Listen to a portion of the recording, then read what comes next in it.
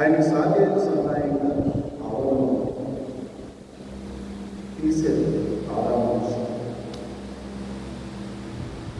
వారిలో చక్కని రీతిలో ఏదైనా కూడా పూజించారు, అన్ని పొలాల్లో పూజించారు. దేవుని ఆజ్ఞను మీరేమో మరణాన్ని తెచ్చుకున్నాడు.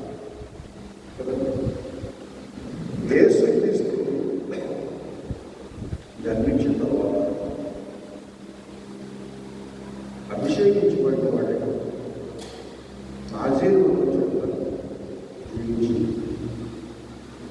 ఎల్లవేళ తన యొక్క భక్తి శ్రద్ధలను లోకాన్ని అనుభవిస్తూ చాలు ఆయనలో ఉన్నటువంటి దైవత్వాన్ని అనేక పంచిపెడుతూ ఆయన నిత్యము నిలిచేటువంటి దేవుని సన్నిధిగా మనకు కనిపిస్తున్నాడు. మరణించారు కానీ తిరిగి ఆదాము తిరిగి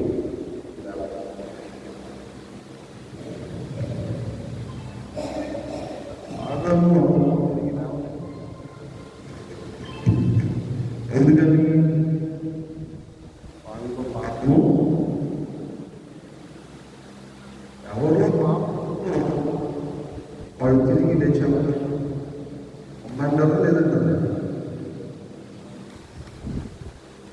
పాపాన్ని విడిచిపెట్టి పరిశుద్ధంగా జీవించి ప్రభునందు నిద్రిస్తారు. వారు చనిపోయినందు తిరిగి అది నూతనం. ఇది ప్రాచీన సృష్టి. మానవులుగా మనం బ్రతుకుతుంది ప్రాచీన సృష్టి. సృష్టిలో ఒక తత్వం మనం సజీవులు ఎందుకు ఉండటం. మనం ఆత్మీయంగా చనిపోయినా తిరిగి లేవడం అనేది నూతనమైనటువంటి సృష్టి, ఆత్మీయమైనటువంటి జీవం అనేది.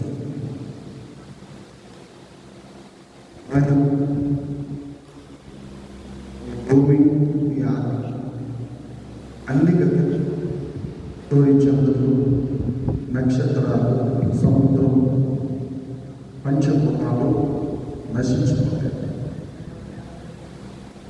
నశించిపోతే మరి ఎక్కడ ఉంటాం మనం? నూతన ఆకాశంలో నూతన సృష్టిలో ఉంటాం. ఈ సృష్టి పాత సృష్టి గతించిపోతాయి. పాత సృష్టి గతించిపోతుంది. ఎందుకు గతించుకోండి అని ఆలోచన చేస్తే ఈ పాత సృష్టిలో పాపం పెరిగిపోయింది. ఏం పెరిగిపోయింది? పాపము పెరిగిపోయింది. చూసినామంటే కాదు చూస్తారు. చూసినామంటే ఏం చేస్తారంట? ఈ విధంగా ఈ సృష్టి అంతా పాపం.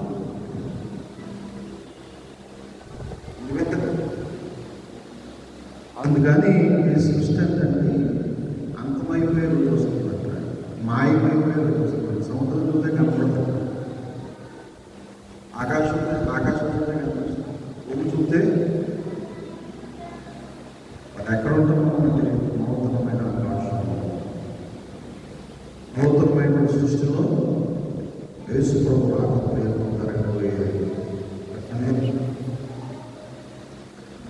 ప్రియులారా, ఆ నూతనమైన సృష్టిలోనికి మనం ప్రవేశించాలంటే ఆ నిత్య జీవంలోనికి ప్రవేశించాలంటే మనం ఏం చేయాలి?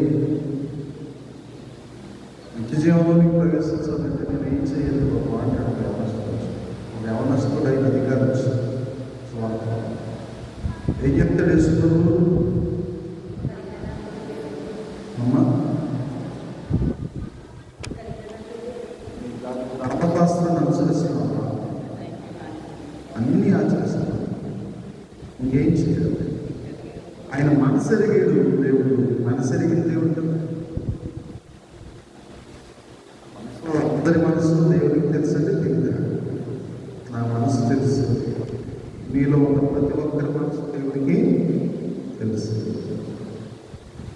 కనుక ఆయన ప్రతి ఒక్కరి మనసు ఎరుగుతుంది.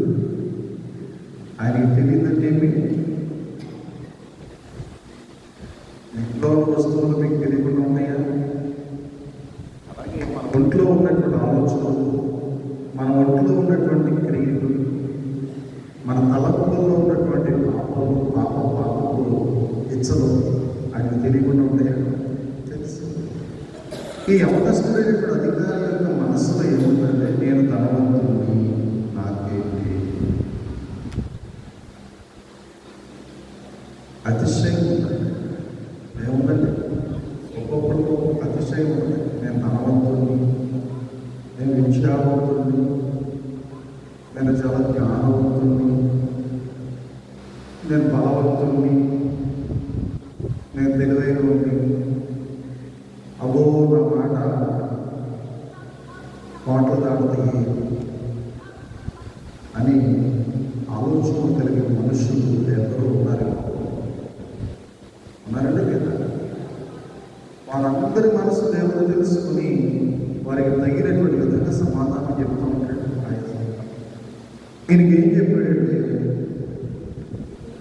నీకున్నదంతా అమ్మి పేదలకు ఇచ్చేమన్నాడు. నీకున్నదంతా అమ్మి పేదలకు ఇచ్చి ఒప్పుకున్నాడండి.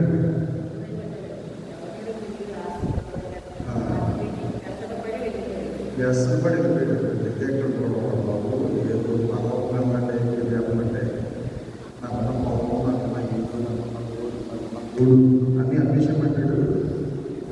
అమ్మేసేస్తే నేనన్నా బతికేది ఇంకెక్కడ చెప్పాడు. ఒప్పుకున్నాడు దేవుడు మాట. దేవునితో ఉన్నవాళ్ళు అందరూ దేవుని మాట వింటున్నారు. దేవునితో ఉన్నారా లేదా? దేవునితో నడిచేవారు అందరూ దేవుని మాట వినండి. దేవుని మాట వినేవారు నూతన సృష్టి అంటారు. అంటే వారు ఏం లేదు, పాతవి గతించేది సమస్తము. దేవుని వాక్యాన్ని బోధించేవాడికి లేదు, దేవుని వాక్యాన్ని వినేవాడికి, పరిచర్య చేసేవాడికి లేదు, ప్రార్థన చేసేవాడికి. ఓపెన్ సీక్రెట్స్ అవునంటారు కదంటారు.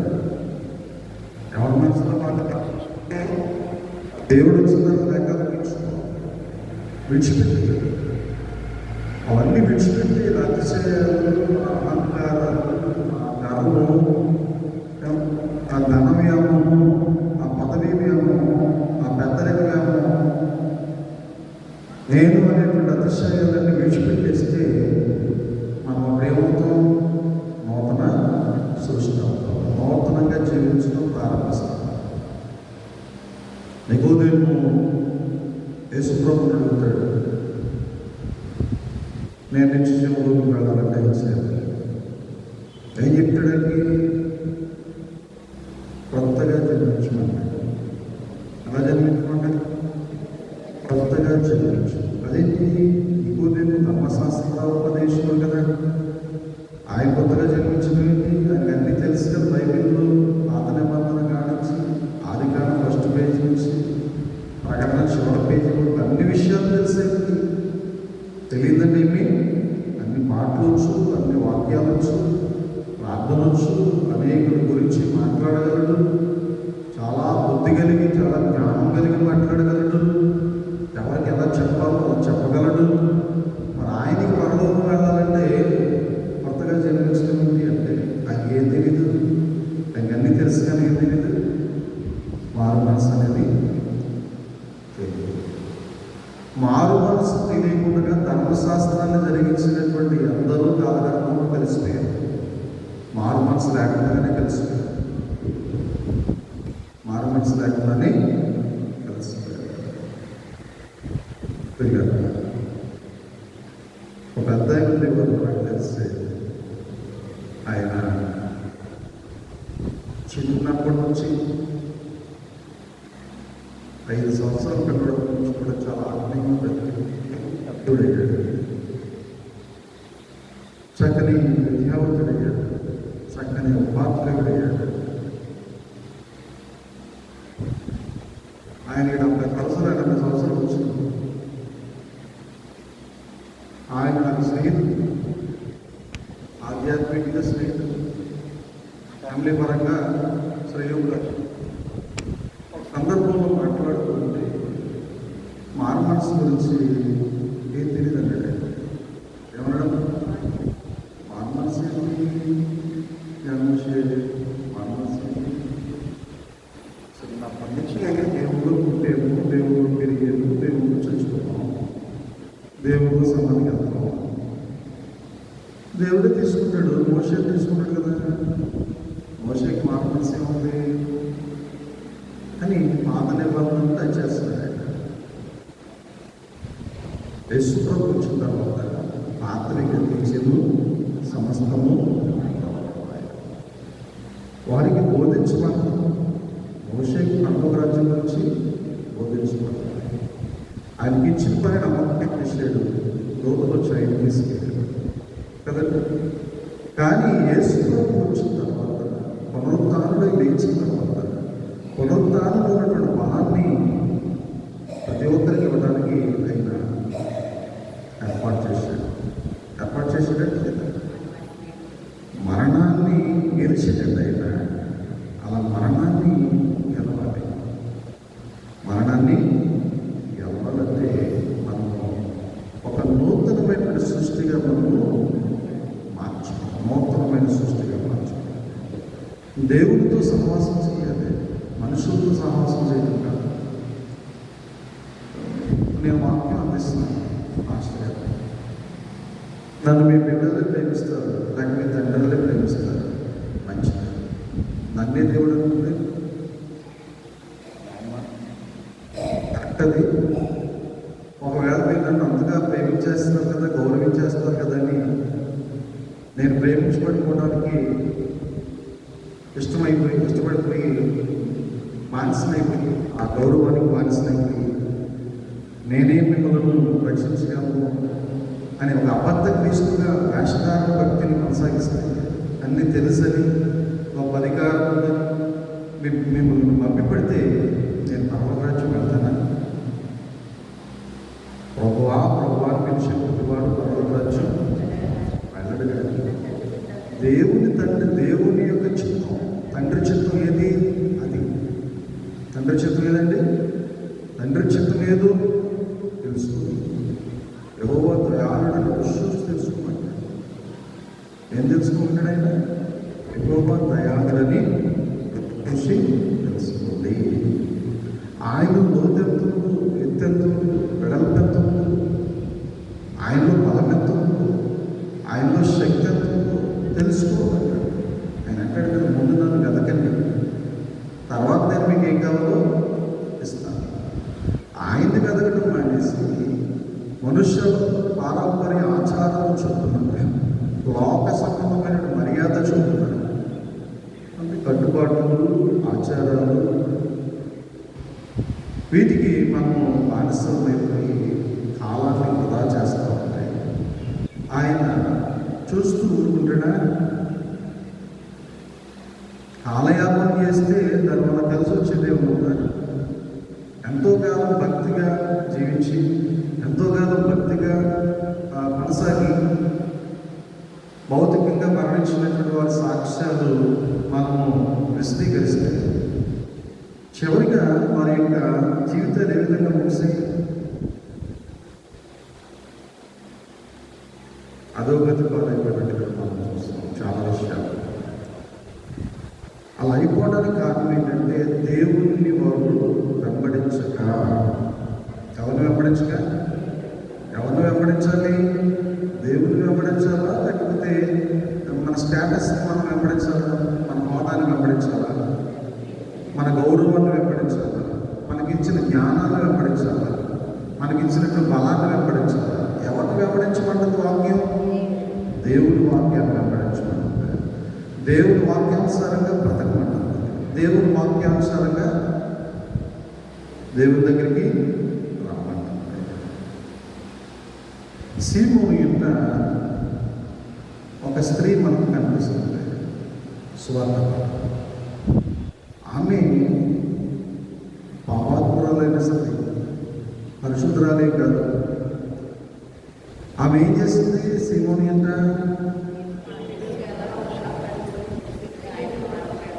జటామాంసంతో దేవుని పాదాలు కడిగింది, తల వెంట్రుకలతో దేవుని పాదాలు తుడిచింది. అందరూ శిష్యులు ఏమన్నారు?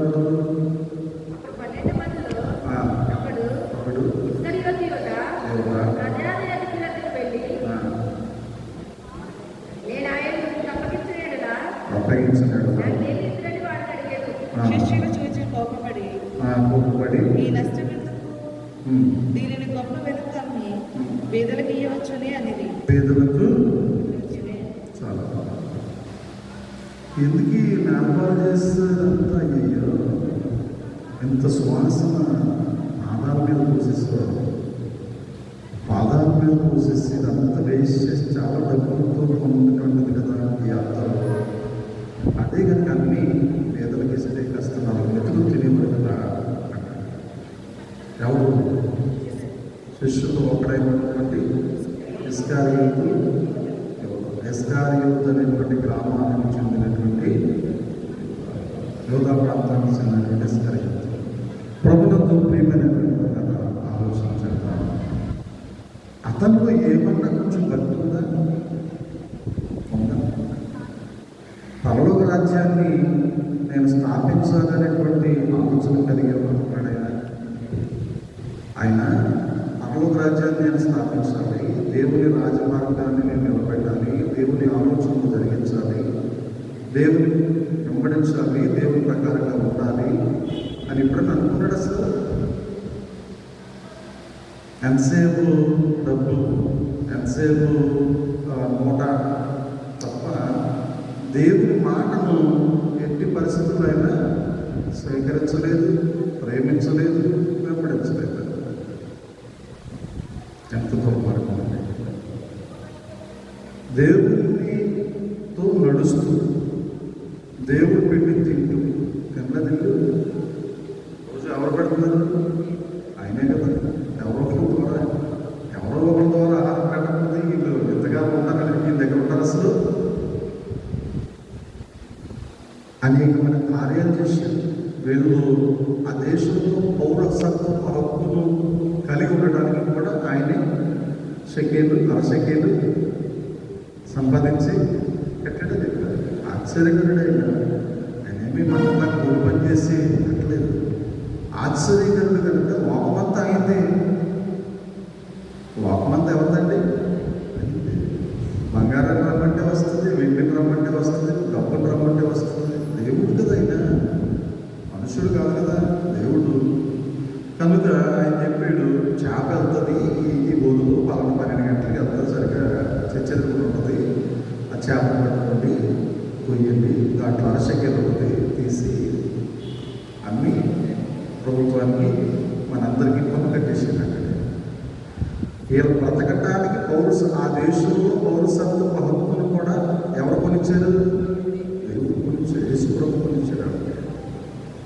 వెళ్ళేసుకుని చెప్పులు అయింది, వెళ్ళేసుకుని అంగి అయింది. అంతగా దేవుడు ప్రేమించి ఆయన్ని వారిని ఆదరించి గౌరవించి పోషిస్తున్నాడే. దేవుడి మాట వినాలంటే కదా. దేవుడి మాట విన్నాడా? యోధా విన్నాడా? ఆయన వినలేదు సరికదా. పూసేయగలదంట. ఎవరు చెడపడతాయి? మేసేయగడిని చెడపడతాయి. ఆడున్న డబ్బు చాలేదు, ఆడున్న డబ్బు సరిపోక ఇంకా కావాలంటాడు. పాపాత్మురాలని స్త్రీ, అయ్యో నేను ఇంత పాపం చేశాను కదా, నా పాపాలన్నీ కడుక్కోవాలి, దేవుడి పాదాలు కడిగితే పోతాయి అని ఆమె ఒక పుణ్యకార్యం నిమిత్తమై యేసు ప్రభు పాదాలు కడిగింది. అనాలోచితంగా కాదు, ఆమెకు తెలియదు, ఎందుకు కడుగుతుందో ఆమెకే తెలియదు. కానీ ఒక పుణ్యకార్యము మూలంగా యేసు ప్రభు పాదాలు కడిగింది. అంటే యేసు ప్రభుని అభిషేకించిందండి. పాపాత్మురాలైన స్త్రీ ఏమో యేసు ప్రభుని అభిషేకించింది. కూడా నడిచి కూడా తిన్నటువంటి యోధా ఏమో దేవునికి ఏం చేశాడు? ద్రోహం చేశాడు, వెన్నుపోటు పొడిచాడు. ఏం చేశాడమ్మా? వెన్నుపోటు పొడిచాడు. పైకి చాలా మంచిగా మాట్లాడతారు. దేవుని పిల్లలే. దేవుని పిల్లలు అంటే జుట్టు పట్టుకు కొట్టుకోరంట, జుంపు పట్టుకు కొట్టుకోరంట. కానీ ఒకరినొకరు ప్రేమించుకోరంట. ఎంతో చెప్తారు, ఒకరినొకరు ప్రేమించుకోరంట, ఒకరినొకరు కొట్టుకోరంట. లోపల ఎవరి దాన్ని పెట్టుకుని ఆ భాష అనీచమైంది అలాగే బ్రతుకుతారంట. కానీ నేనే గొప్ప అని నేను అనేటువంటి రాత్రి అంశం ఏంటి? తగ్గింపు గురించే కదా దేవుడు మాట్లాడించాడు. ఎవరో ఒకరు చేత సియా చేత, లేకపోతే నా చేత, లేకపోతే ఇంకొక చేత తగ్గింపు. ఏం కావాలి మనకి? మనుషులకి తగ్గింపు. మరి చెప్పేవారికి తగ్గింపు లేకపోతే, వినేవారికి తగ్గింపు లేకపోతే, ప్రార్థించేవారికి తగ్గింపు లేకపోతే ఎవరు చెప్పుకుంటూ అన్నీ ప్రభునందు ప్రేమైన ఈమె యేసు భూస్థాపన కొరకు సిద్ధపరుస్తున్నారు. మత్తయి 26:12-13 చదువుతల్లి పోసి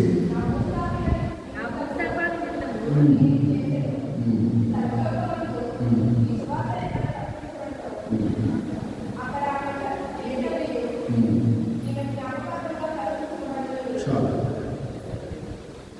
ఏమంటే దైవజనుని ఒక తండ్రిగా ఎంచి, దేవుడిగా భావించి, అంటే దేవుని బిడ్డగా భావించి, గనురాలక్ష్మి మీరు అలా ఏం చెప్పింది భక్తికి?